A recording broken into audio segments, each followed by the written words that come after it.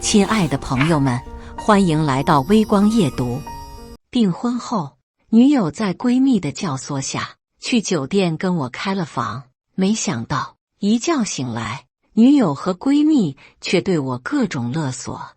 你如果不答应我们的条件，我们就告你强奸。接下来的每个月，你要给慧慧3万的零花钱。如果你主动提出离婚，除了分割共同财产以外，你要一次性补偿慧慧500万精神损失费。你要把你公司30%的股份无偿转让给慧慧，归她个人持有，即使离婚也不能收回。另外，你还要全款购买1套公寓以及1辆不低于50万的汽车给慧慧做结婚礼物，赠送性质的。我笑了，反手报警举报自己嫖娼。接下来开始我们本期故事，记得点击订阅并开启小铃铛。一睁开眼，就看到女友林慧正趴在床头，双手撑着下巴，目不转睛地看着我。我脑袋里昏昏沉沉的，像是塞了块大石头一样。我的记忆好像断层了，还停留在昨天。昨天我和林慧举办了订婚宴，我喝了不少酒，白的、啤的、红的，不知道喝了多少。结束的时候，好像还是被几个朋友抬回家的。可我现在为什么会在酒店的房间里？我眯着眼睛仔细回忆，昨晚我已经睡着了。林慧的闺蜜胡雪一连打了好几个电话，把我吵醒。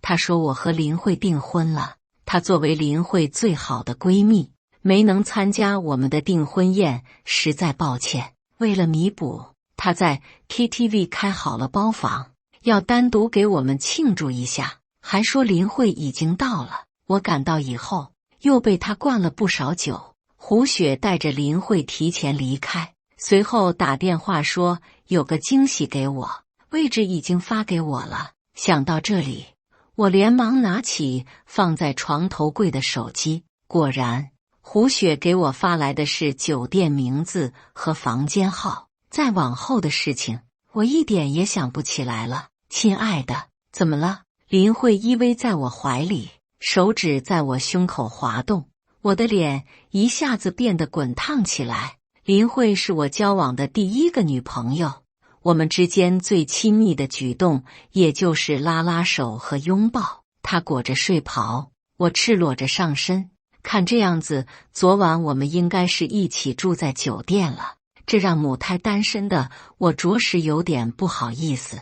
没什么，你还好吧？我结结巴巴地说道，都不敢正视林慧。你还说都怪你，害得人家一晚上都没睡好。林慧攥起小粉拳，在我胸口捶打了几下，娇羞着说道，只不过昨天我实在喝得太多，完全记不起发生了什么，人生第1次竟然连一点印象都没有。遐想之余，我也不禁觉得很遗憾。嘿嘿，我傻笑起来。洪凯，你那套房子是不是该加上我的名字了？嬉笑打闹了一会，林慧突然坐起来，一本正经地看着我说道，我一愣，上一秒我俩还处于亲密的状态，下一秒林慧话锋一转就变了，这速度根本就没给我反应的机会。而且昨晚喝了那么多酒，我的脑子也不是十分灵光。你不愿意？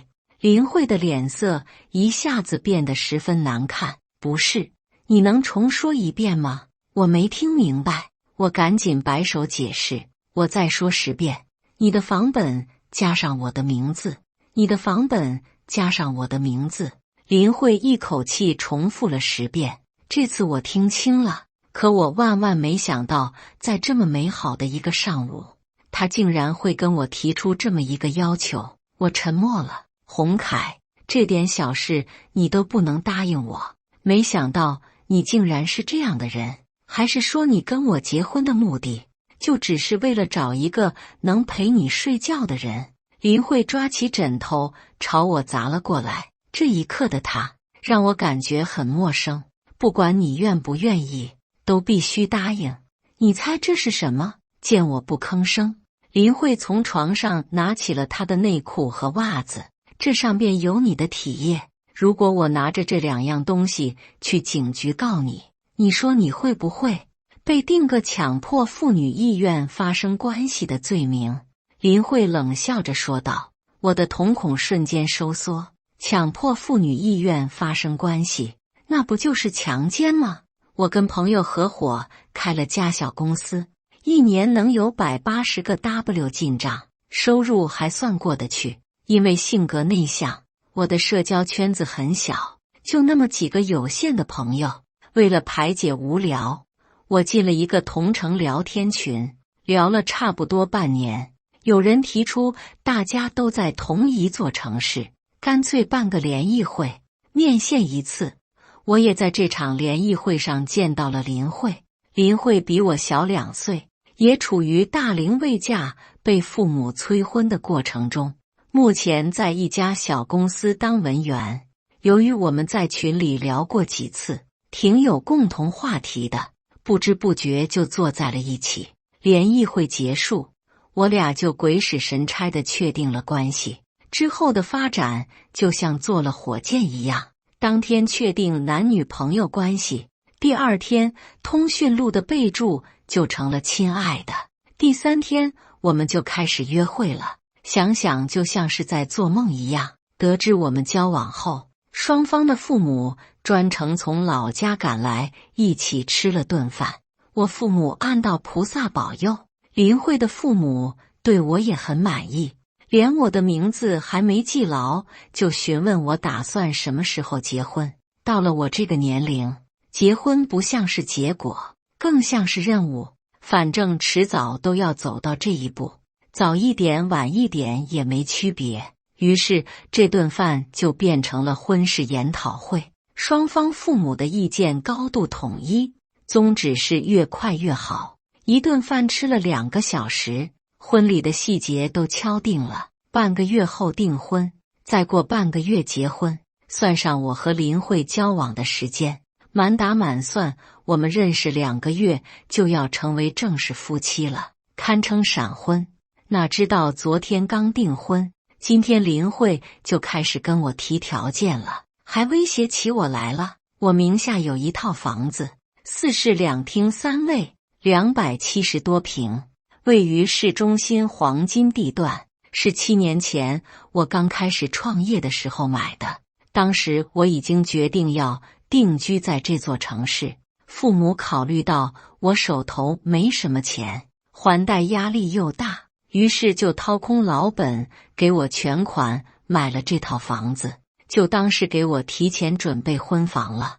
这几年房价一直走高，这套房子现在的价格比刚买的时候已经翻了1倍还多，算是我名下最值钱的资产了。昨天我和林慧订婚了，我父母也把18万8的彩礼交到了他父母手中。按照计划，我们将在半个月后举行婚礼，成为正式的合法夫妻。可现在林慧突然提出要我在房本上加上她的名字，按说我们都要结婚了，将来也要在一起共同生活，在房本上加上她的名字无可厚非，就算不加她也是我妻子，我还能把她赶出去不让她住，加上她的名字没问题。可我很不喜欢她这种说法方式，就像是命令一样，尤其是当我没有第一时间做出回应，她竟然要去告我强奸来威胁我。我的第一感觉就是林慧跟我结婚不是为了我这个人，而是为了我的房子。如果我不答应，你真的会报警告我吗？我抱着1/1000的希望看着他，如果这是一个玩笑，那我可以接受，哪怕这个玩笑并不好笑。当然，林慧似笑非笑地点点头，从包里拿出提前准备的塑封袋，把内裤和袜子装了进去。她做这些的时候，动作放得很慢，就像是故意要让我看清楚一样。我那1/1000的希望也破灭了。那一刻，我有种从床上跳起来，把林慧按在地上，狠狠抽她一顿耳光的冲动。他对我做的这种事，跟网上说的那些仙人跳有什么区别？洪凯，做个决定就这么难吗？只是让你在房本加上我的名字而已，又不是割你的肉。你知不知道，现在我只要报警，你立刻就会被戴上手铐关起来。根据刑法第236条规定，强迫妇女发生关系可判处3年以上10年以下有期徒刑。咱们虽然订婚了，但只要我没答应，那你就属于强迫。凭我手里的那2样证据，只要我愿意，随时都能送你进监狱。好好想想吧，你现在事业有成，年富力强，如果被判了刑，那这辈子可就毁了。不光你的公司会落到别人手里，而且这个罪名也会让你父母和所有的亲戚一辈子都抬不起头来。等到10年以后你出狱，除了这套房子，你将一无所有，到时候身败名裂，别说再找个女人结婚，就算想在社会上立足都困。谁提起你不得说一句，洪凯曾经是个强奸犯。林慧见我瞪着他，没有丝毫畏惧，反而苦口婆心给我讲起了大道理。虽然但是他说的确实有道理，强奸这种罪名，只要女性手里有体液之类的证据，那基本上就是一告一个准了。我被陷害了，可我没办法证明自己没有做过那种事。正如林慧所说的那样，如果真的背上强奸犯的罪名，那我这辈子就算毁了。我父母，我家的那些亲戚们都将受我连累，在人前抬不起头来。我眉头一皱，林慧能一口气说出这么多话，甚至连刑法第几条都背了出来，可见他是早有准备。我有理由怀疑昨晚发生的一切本身就是一场阴谋，只可惜我没有证据。洪凯，如果你觉得我给你看的东西还不够，我还有其他证据。林慧说着撸起了睡袍的袖子，刚才没注意，听他一说，我这才看到林慧双手手腕上各有一圈淤青。这是什么？我下意识问道。你强迫我的证据啊，你对我欲行不轨，我不从，你就按住了我的双手，用了很大力气，所以留下了淤青。林慧得意地转动着手腕，脸上是抑制不住的笑。我再次陷入了沉默。的确，林慧手腕上的淤青就是群殴强迫她的铁证。我不记得自己这样做过，可我同样无法证明那不是我留下的。他说是就只能是，也没办法验指纹。还有这个，炫耀完手腕上的淤青，林慧又拿出手机点开了一顿录音。洪凯，别这样，咱们还没结婚，你不能这样。别动，洪凯，不要这样，求求你放过我，别动。呼呼，录音里是林慧的惊叫声和我沉重的呼吸声，是我们2个人的声音没错。如果单凭录音，可以断定当时他是不情愿的，而我正在强迫他。尽管我也不知道这是什么时候录的，我当时是什么状态，可录音造不了假。我错了。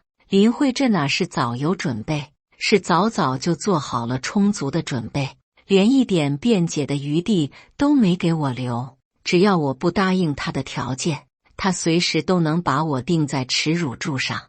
你为什么要这样做？千恨万恨，最终也只化成了一句无力的疑问。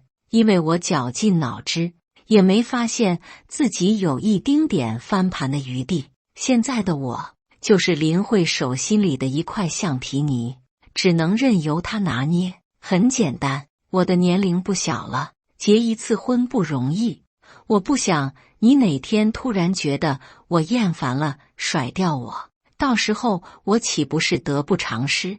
毕竟房子是你婚前全款买下的，属于婚前个人财产。万一咱俩将来走到离婚那一步，我也分不走一块砖。我只是想给自己一个保障而已。林慧叹了口气，似乎很无奈。这个理由倒是勉强可以接受，只是他采用的方式让我无法原谅。这就等于是在我们之间埋下了一颗雷，就算我们顺利结婚，指不定什么时候这颗雷就会爆炸。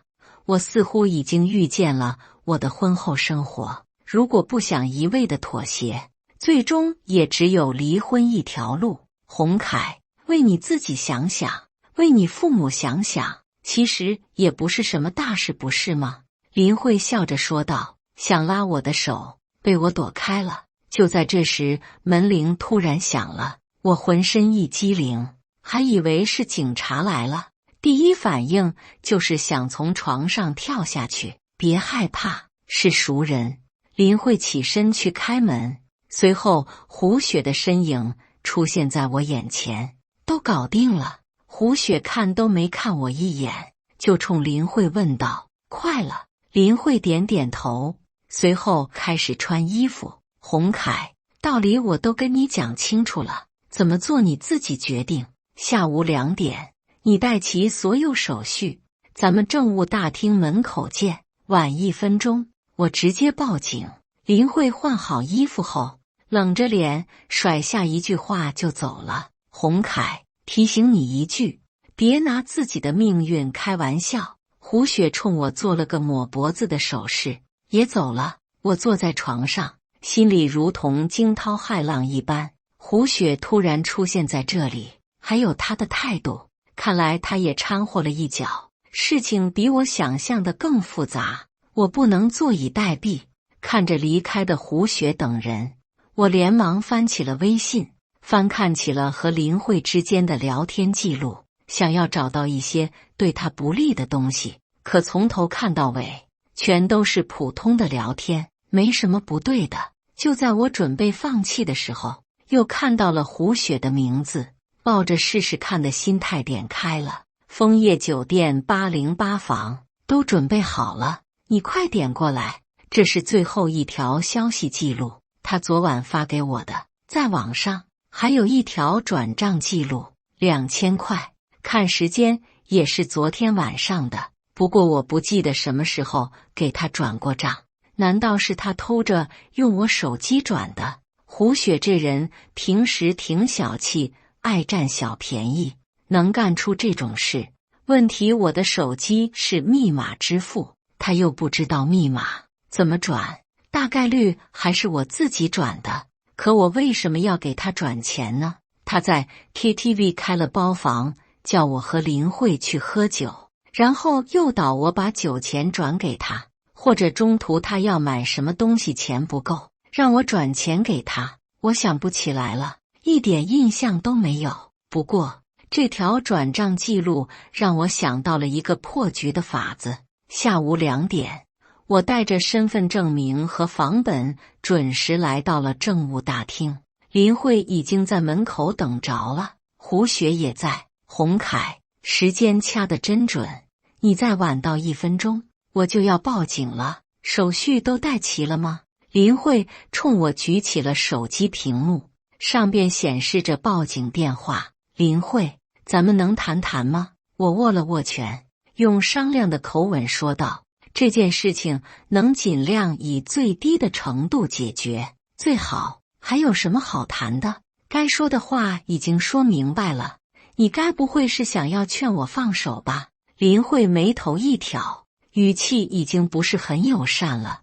有什么话赶紧说，说完了抓紧时间办手续。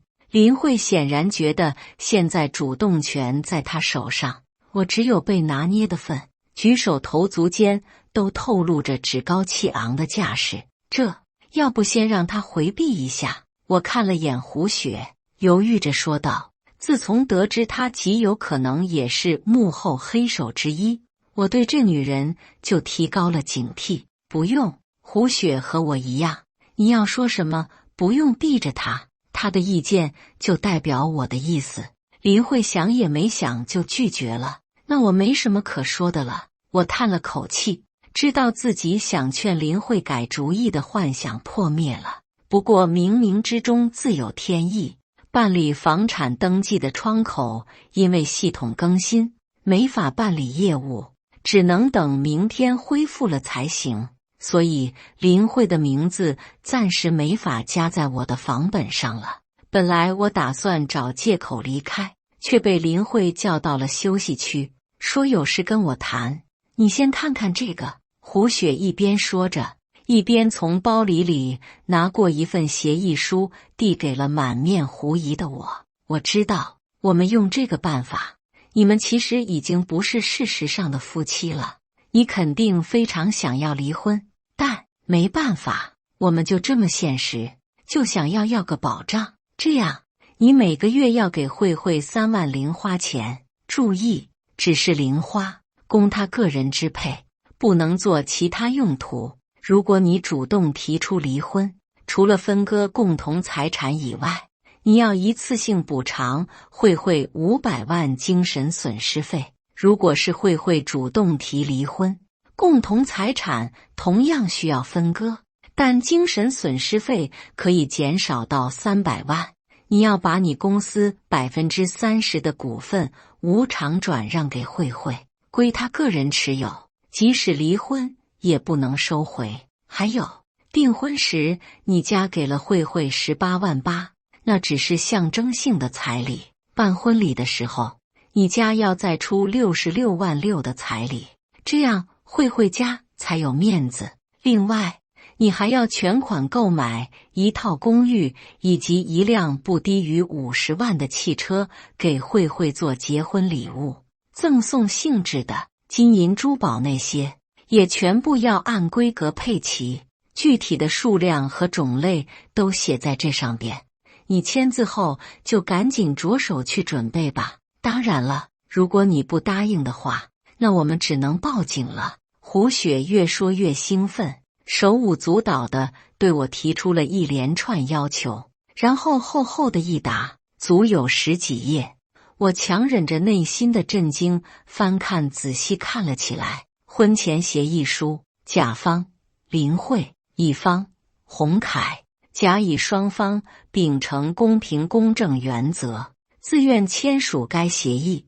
乙方每月支付甲方3万零花钱，乙方无偿转让公司30%的股份给甲方，乙方全款购买，一条条一款款，全都是乙方的义务和责任，毫无例外，全都跟钱有关系。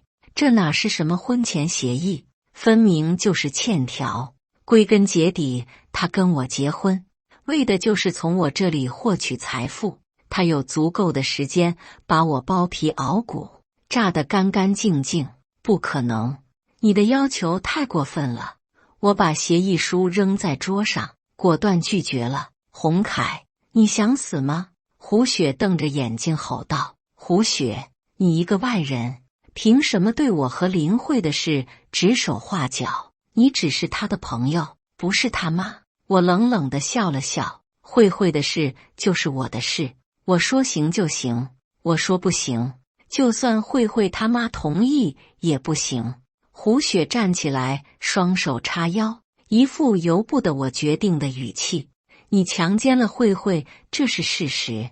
不管是你对慧慧表达歉意，还是慧慧向你索要赔偿，于情于理你都该答应她的要求。没有报警抓你送你去坐牢已经是仁慈了，你还不乐意了？我看你就是皮痒欠管教。既然你这么不知好歹，那我看咱们也没有继续谈下去的必要了。慧慧，报警吧，这种人就该让警察来教育。胡雪拍着桌子重提强奸这件事，然后让林慧报警，但他的眼睛却在盯着我看。我没有阻拦，也没有开口，就那么静静地跟他对视。林慧第一次没有听胡雪的话，坐在那连手机都没拿。我已经摸清了他的，准确地说是他们两个的心理，什么强奸不强奸的根本就不重要，他们只不过以此为借口从我这里捞钱而已。要真是觉得自己清白受辱，咽不下这口气，早就报警了。何必从早上跟我扯到现在？连协议书都准备好了，我要被抓了，那他们的计划也就落空了。不用想也知道胡雪是在吓唬我，他就想让我惊慌失措，然后哀求他们答应所有要求。看来你是宁舍命不舍财了。行啊，洪凯，没发现你还有这么硬气的一面。你愿意蹲监狱，我拦不住你，可你就不替你父母和亲戚朋友们想想吗？要是你父母被人知道有个强奸犯儿子，闲言碎语肯定少不了，怕是脊梁骨都得被人戳断了。二老一大把年纪了，身体上能受得了吗？万一哪天气急攻心过去了怎么办？你在监狱倒是清闲，连披麻戴孝都省了，还有你的那些亲戚们也都跟着倒了霉。摊上你这么个强奸犯亲戚，走到哪都得被人议论，一辈子抬不起头来。至于你的公司，恐怕也没人原因跟强奸犯开的公司做生意吧？洪凯，何必呢？慧慧就想要点钱，你无非是损失点钱，又不会要了你的命，没了再赚呗。你也不是小孩子了，轻重利害应该能想明白吧？见我没有按照他预想的那样表现出慌张，胡雪愣了一下，又换了副语气劝说道：这话林慧今天早上也跟我说过，不过没有胡雪说的这么详细。我十分怀疑这话本来就是胡雪教林慧说的。不得不承认，胡雪很会拿捏人的心理。父母的确是我的软肋，别说是为了点钱，哪怕倾家荡产，我也不愿他们受委屈。林慧，你们两个这么逼我，难道就不怕我气急败坏吗？我看向林慧问道。我想知道他到底是哪来的底气，敢如此明目张胆地对我。洪凯，小雪跟我说过，你这人最大的特点就是没种。林慧咧嘴一笑，毫不掩饰对我的轻蔑。没种，我无言以对。的确，跟林慧交往这段时间，我说话温柔，做事绅士，甚至连一句重语气的话都没说过。我觉得男人对待异性就应该这样，没想到在他们看来却成了我懦弱的表现。他们断定我不敢翻脸，所以才敢如此肆无忌惮算计我。承认强奸，我就成了罪犯。答应林慧的条件，我将坠入无底深渊。可惜他们如此贪婪，最终却忘记了一件事儿，那就是他们的底牌全都露给了我。傍晚时分，我走进了警局大厅，径直来到一位警察面前。警官先生您好，我来自首。我深吸了一口气，看着他说道：自首？警察的眼睛一瞪，随即做出了防御姿态。是的，我来自首。我嫖娼了。我点点头，有些难为情。嫖娼？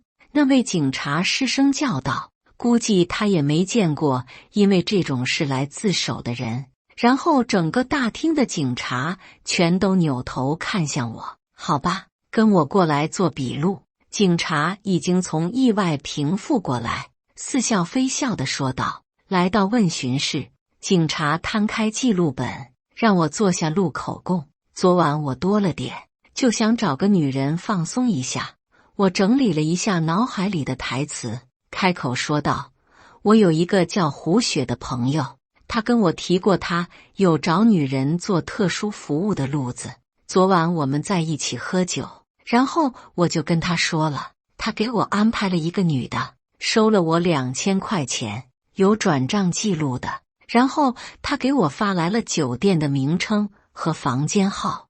我拿出手机给警察看了一下，我和胡雪的聊天记录本来就不多，加起来也没5句话，前2句还是刚加好友时互相打招呼的。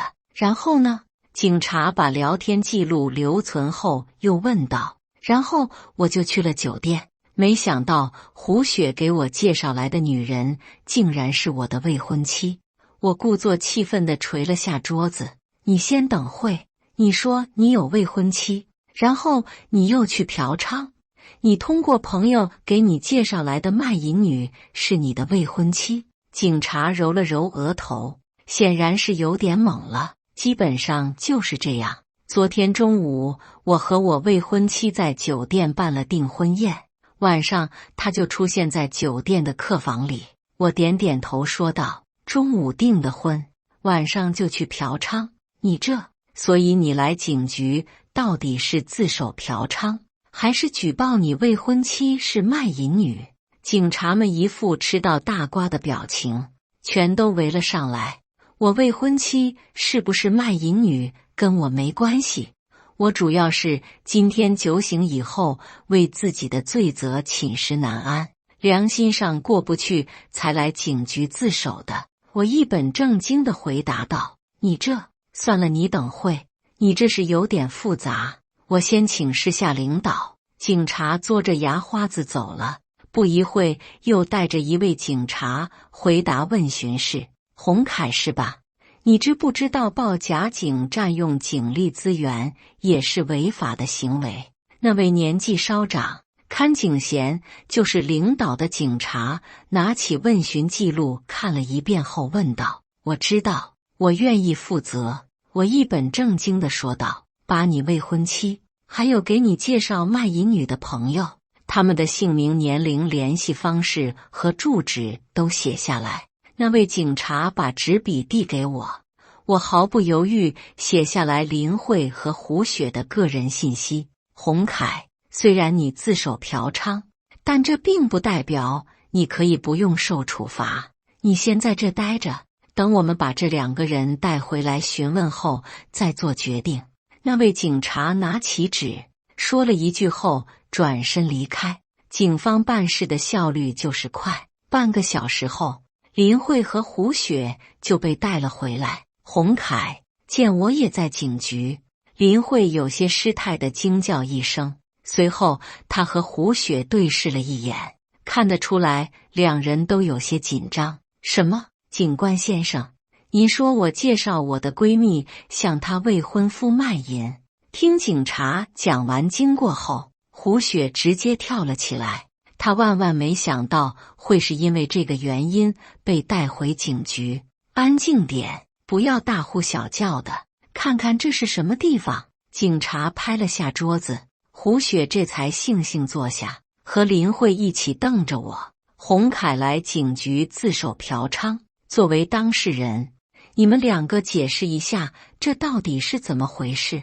警察轻咳一声，开始了询问。警官先生，这恐怕是有什么误会，我们都有正经工作，怎么会做那种违法犯罪的事？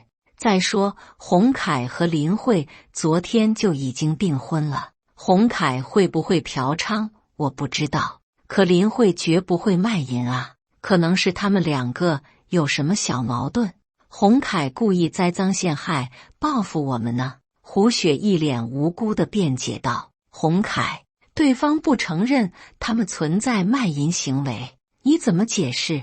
警察又看向了我，他们在狡辩。警官先生，我和林慧虽然已经订婚，可认识的时间并不长，满打满算也就1个多月。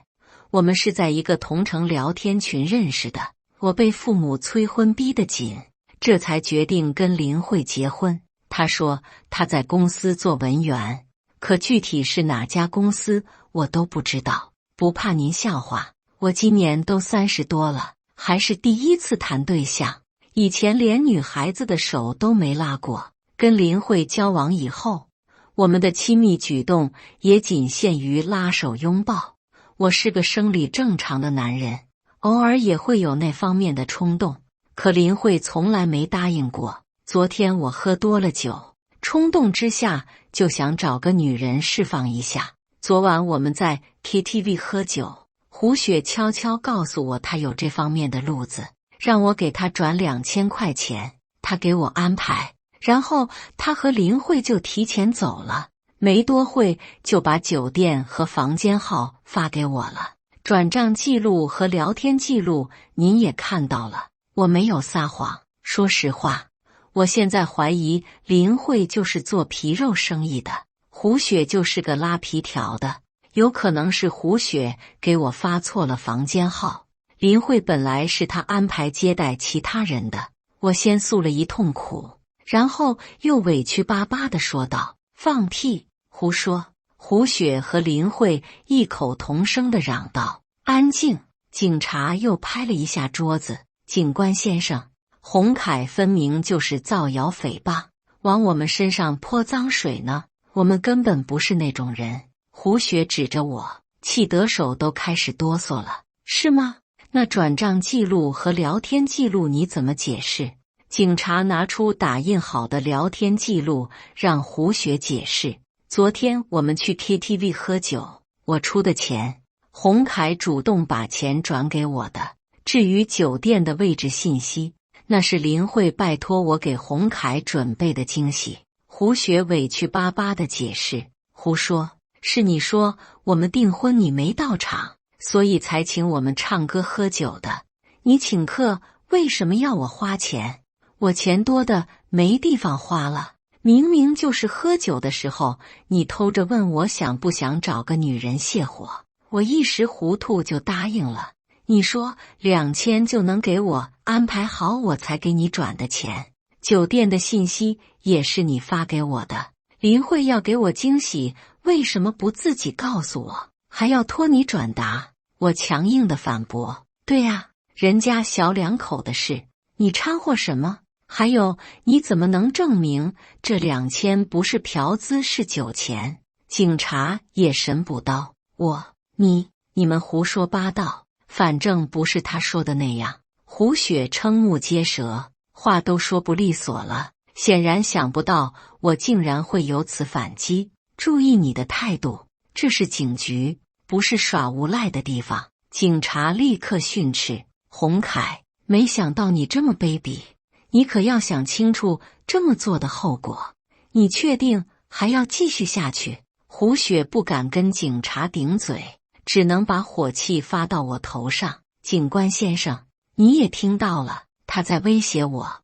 我听说做他们这行的都有恶势力背景，我会不会被报复啊？”我立刻佯装起了害怕，缩着脖子向警察求助：“你都敢去嫖娼了，还能怕这个？”警察没好气地训了我一句，我惭愧一笑，心里已经乐开了花。听警察的意思，像是更倾向于我的确是嫖娼，这样一来事情就好办多了。你们两个也不用在这找理由狡辩，都是成年人了，要为自己的行为负责。根据相关法律规定，引诱、容留、介绍他人卖淫，将处以5年以下有期徒刑、拘役或管制，并处以罚金；卖淫处10日以上15日以下行政拘留，并处以罚款。警察瞪着胡雪和林慧，语气十分严厉地给他们普及法律常识：“你也别得意，如果你是初次首犯，也将处以5000元以下罚款。”警察又瞪了我一眼，说道：“我是初次，我保证，我愿意接受处罚。”我连忙举手发誓：5000元，再多10倍100倍，我也愿意，哪怕被抓进去关几天都行。虽说嫖娼也不是什么好名声，可总比强奸好多了。最重要的是，我能甩掉林慧，她和胡雪的如意算盘也将落空。听到处罚结果这么严重，胡雪和林慧都傻了。本来他们已经把我当成了提款机，打算好好捞上几年，可局势一转，钱还没拿到，被抓的就成他们了。“警官先生，我举报。其实事情不是这样的，真相是林慧被洪凯强奸，他为了摆脱罪名，才故意陷害我们的。”纠结过后，胡雪只能忍痛举报我了。局势已经很明显了，承认我嫖娼，他和林慧不仅1分钱拿不到，还要被抓起来举报我强奸。虽然如意算盘落空，但至少还有可能拿到一笔赔偿，还能把我送进监狱。也算报复我了。是的，警官先生，昨晚洪凯强奸了我，我这里有证据。在胡雪的示意下，林慧从包里拿出了那个密封袋，里边装着沾有我体液的内裤和袜子，我还有录音。随后林慧有打开手机，放出那段他给我听过的录音。警官先生，洪凯他强奸我，我才是受害者啊！呜呜。说着说着，林慧竟然哭了起来，肯定不是真委屈，大概率是因为到手的钱没了。嫖娼只是治安案件，可强奸就是刑事案件了。在场的警察们立刻变得严肃起来。警官先生，其实还有点事我没讲，不过现在不讲不行了。我不好意思地笑了笑，举手说道：陈述案情你还敢隐瞒？知不知道这是什么行为？警察看我的眼神很不友善，明显是对我不满了。我就是觉得丢人才没说的，他们两个是诬告，我根本没有强奸。我冷笑，如果林慧是第一次拿出证据，我恐怕无计可施。可他的证据我早就知道了，也想好了怎么解释。昨晚我到酒店以后，发现胡雪介绍给我的卖淫女竟然是我未婚妻，我很气愤，就骂了她几句，说取消婚事。林慧为了求得我原谅，主动提出会好好服侍我作为补偿。她说可以跟我玩点刺激的，你们也知道，干他们这行的都有经验。她设计了一个强暴的剧情，我没经住诱惑答应了，还让我按着她的手，说那样才逼真。不信你们看她的手腕上还有淤青呢。录音里的说的那些都是林慧教我的台词，不怕你们笑话。我母胎单身30多年，昨晚以前还是个处男，我要有强奸的胆子，至于等到昨晚吗？再说半个月后我就要和林慧结婚了，我至于连着几天都等不了去强暴她吗？就是因为昨天喝多了酒，没经住胡雪的诱惑，才决定婚前放纵一把嫖个场。刚才我还觉得可能是胡雪安排错了人，现在看来不对啊，谁嫖娼的时候还会录音，还会提前收集沾有体液的证据？他们该不会是有什么阴谋吧？比如日后拿这些东西来威胁我，敲诈勒索什么的。我听说现在有些搞仙人跳就是这么做的。我把自己提前准备的说辞讲了出来，胡雪和林慧目瞪口呆，全都傻眼了。这不指责他们仙人跳吗？他们手里那张足以压死我的王牌，轻而易举就被我给炸了。不过也是因为他们太过贪心，所以压根没有什么反制手段，是这样吗？警察又询问胡雪和林慧，两人面面相窥，无言以对。事情发展到这一步，他们陷入了绝境，要么承认自己卖淫，要么承认自己设计阴谋，准备敲诈勒索我们就是闹着玩。警官先生，别跟我们一般见识，我们知道错了。洪凯，快解释一下啊，咱们闹着玩呢？似乎是意识到了什么，胡雪不停地冲我眨眼尖，让我帮忙说话。开玩笑，帮他们说话，那不是害我自己吗？警官先生，我觉得这件事比较复杂，可能比我想象的还复杂，没准他们背后有什么犯罪团伙呢，一步套一步的，这也太阴险了。我建议还是好好调查一下。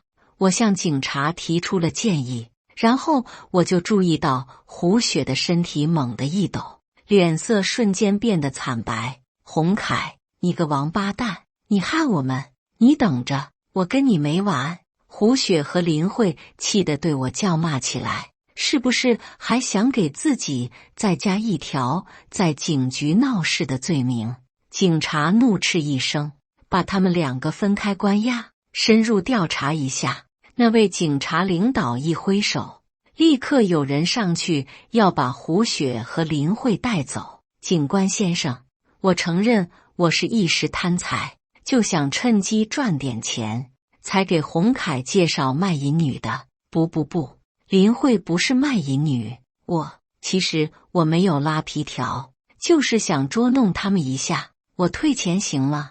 我发誓我真的是第一次干这种事，不要追究我了。胡雪忽然变得很恐慌，不停挣扎，连解释都有些语无伦次。这个人身上有问题，连夜提审，警察领导也看出了胡雪的反常，直接下令胡雪被几位警察按在桌上，戴上了手铐。至于你，虽说是受害者，可也有主观嫖娼的意愿，并且实施了行为，自首可以从轻处罚，去交罚款吧。以后把眼睛擦亮点，别什么女人都沾。警察恨铁不成钢地训了我一句，最后交了1000块罚款，放我离开了。我也是一阵庆幸加后怕，幸好贪心的胡雪收了那笔转账，不然我根本没办法绝地翻盘。第二天一早，林慧的父母来公司找我了，一见面就拉着我问：小红，到底怎么回事？慧慧怎么好端端被当成卖淫的给抓起来了？慧慧让我们来找你，你快去跟警察说清楚，把她放了。叔叔阿姨，林慧跟我提出的那些结婚条件，你们知道吗？我没有解释，直截了当地问道。林慧的父母低下头，一声不吭。很显然，那份婚前协议上所列出的条件，他们是知道的，甚至有可能也参与进去了。那你们知不知道林慧威胁我，不按照他说的办，就要告我强奸？我冷笑着质问道。林慧的父母的头更低了。你们教育出来的女儿做出这种事，难道不应该接受惩罚吗？你们年纪大了，我不跟你们计较。从此以后，林慧的事与我无关，你们也不要再来找我了。我毫不留情地训斥了这对老人一句：小红，求求你了，原谅慧慧这一次吧。她就是听了胡雪的挑拨，她没脑子的。这要是真让警察给她定了罪，那她这辈子就毁了。卖淫，她以后还怎么嫁人啊？两个老人说着就给我跪下了。不用说了，交友不慎是他眼瞎，没教育好孩子是你们的责任，还是好好想想，等他出来以后怎么重新做人吧。我不再理会他们，甩手离开。虽然我和林慧交往的时间不长，可我很清楚她不是什么卖淫女，胡雪更不是拉皮条的。向警局自首嫖娼，虽然有诬告的嫌疑，但也是无奈之举。这是我唯一能想到的破局之策了。总不能真的把自己辛苦挣下的家业拱手送给这两个无耻的女人吧。我分析过，林慧和胡雪顶破天，也就是被定个卖淫和协助卖淫的罪名，被拘留几天，追究他们的刑事责任是不可能的。不可能我说什么就是什么，警方办案也是要讲证据的。让他俩在拘留所关几天，就算是对他们算计陷害我的惩罚了。重点是这样一来，林慧和胡雪就没办法再拿强奸的事来威胁我了。我还能以此为由取消跟林慧的婚事，一箭双雕，彻底摆脱这两个麻烦的女人，重新回归正常的生活。没多久，林慧卖淫胡雪拉皮条被抓的消息就传得人尽皆知了。他们原本都有正经的工作，但这事一出，工作也丢了，名声也坏了，人言可畏。在外界的传言中，他们已经成了烂大街的货，谁提起他们都得吐一口，再骂句恶心。我以为这件事就到此为止了，没想到更大的瓜还在后边。这天我突然接到警方的电话，让我去警局协助调查。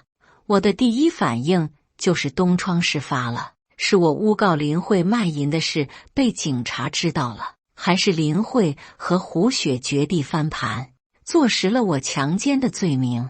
忐忑了一阵后才反应过来，如果真是我犯了罪，那警察就不是打电话给我，而是直接上门来抓我了。怀着疑问来到警局，我被带进了一间会议室，里边已经坐着10几个男人，年龄都跟我差不多，不过没有穿警服的，难道全都是便衣？我缩着脖子坐在最后边，猜测到底发生了什么事。不多会，几个警察推门走了进来，为首的正是上次罚了我1000块的警察领导。坐在会议室的人下意识都坐直了身体，表情都有些紧张，我也一样。想必诸位心中都有同样的疑问，自己没违法，没犯罪，为什么突然把你们叫到警局来？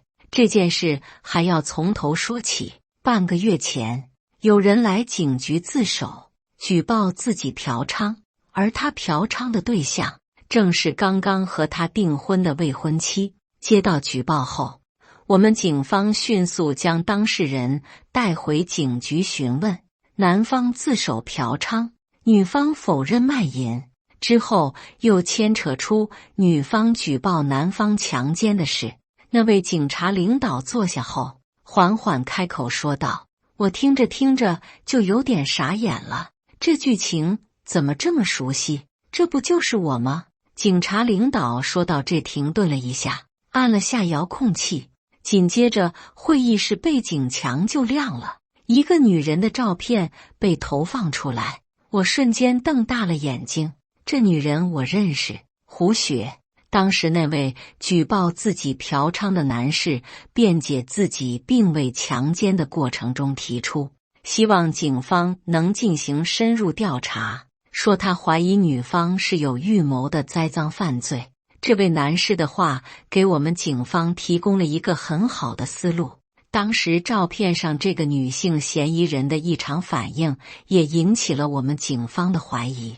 随着后续的深入调查，我们在这个名叫胡雪的女性嫌疑人身上打开了突破口，挖出了一个横跨南北6省，专门针对单身男性进行敲诈勒索的犯罪团伙。该团伙已经被我们联合多地警方全部抓捕归案。根据犯罪嫌疑人供述，你们都是受害人，今天请你们来警局，一是为了确认你们的身份，提供线索补充证据链，二来也是为了帮助你们追回损失。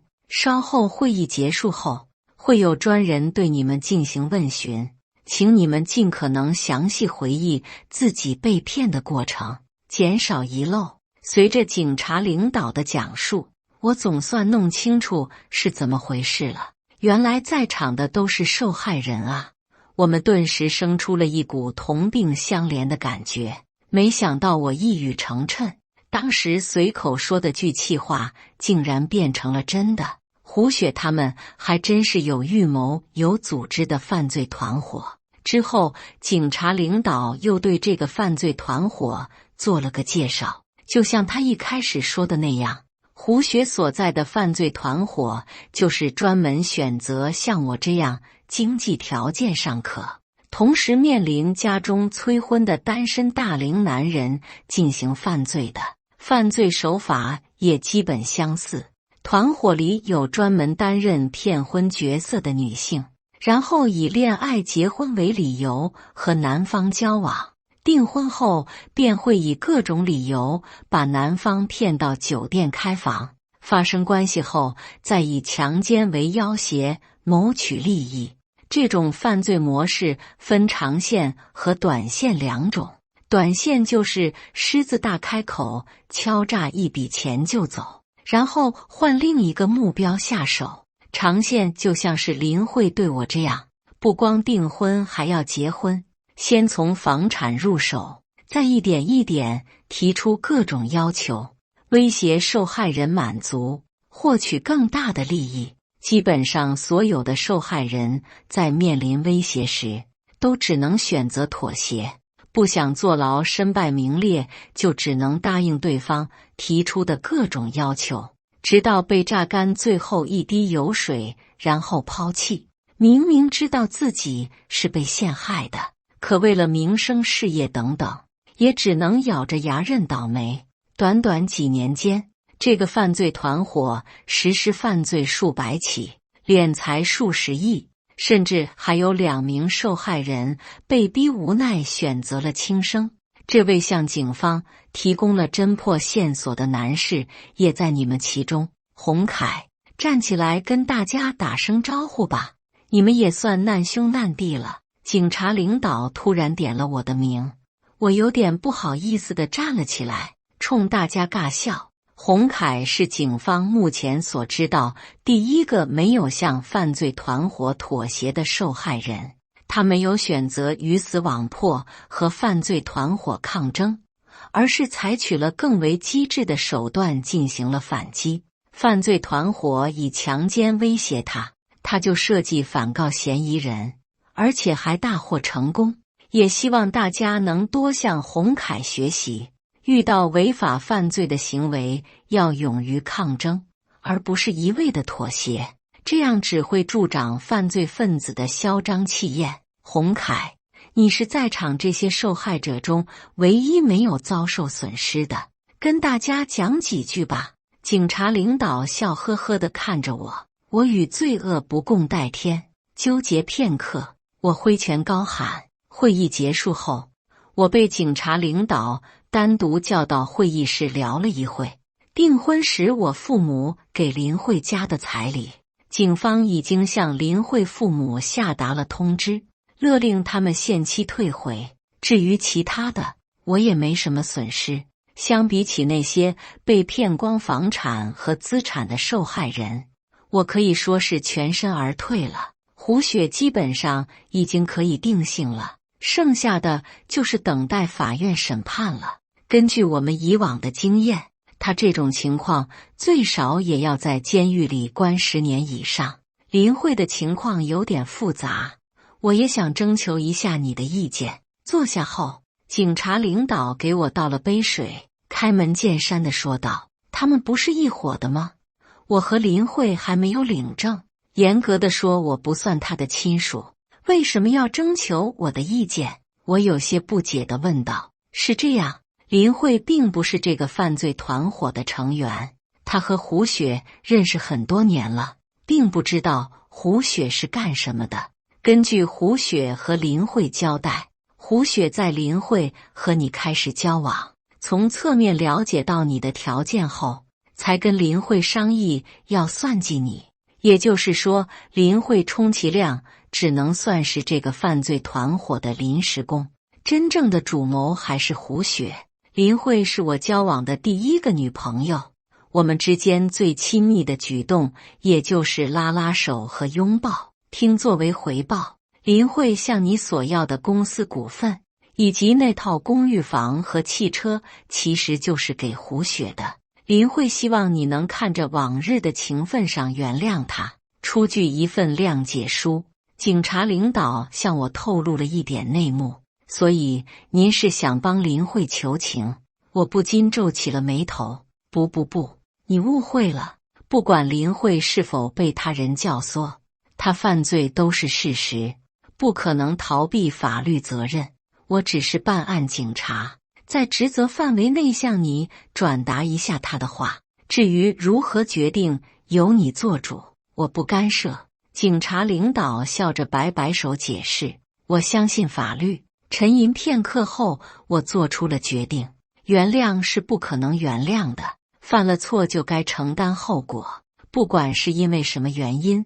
林慧也参与到了针对我的犯罪过程中，她该接受什么惩罚，是法律说了算，不是我。行，能坚持原则就不会犯错。好样的！警察领导很是赞赏地夸了我一句，因为我是唯一一个敢于和犯罪团伙抗争的。在案件侦破后，也获得了司法机关的嘉奖，不过奖牌被我藏起来了，这是归根结底还是挺丢人的。面对记者的采访，我憋了半天，也只憋出来一句：男人一定要保护好自己。结果这段播出后，外界都笑我是个铁憨憨，我也因祸得福。有几个人品端正的女孩子开始主动跟我接触了。至于胡雪，因诈骗、组织犯罪团伙、敲诈勒索等多项罪名数罪并罚，被判处无期徒刑。等他从监狱出来后，也没能力再害人了。至于林慧，属于协从犯罪，而且犯罪未遂，被判了2年。听说宣判结束被带离法庭的时候，林慧挣脱法警扑上去咬掉了胡雪的一只耳朵，可能还要加刑。感谢大家的观看，本期故事精彩吗？欢迎大家在下方评论区吐槽。如果你喜欢这类故事，记得点击订阅微光夜读，并分享给更多的人，这会对我帮助很大。再次感谢大家的观看。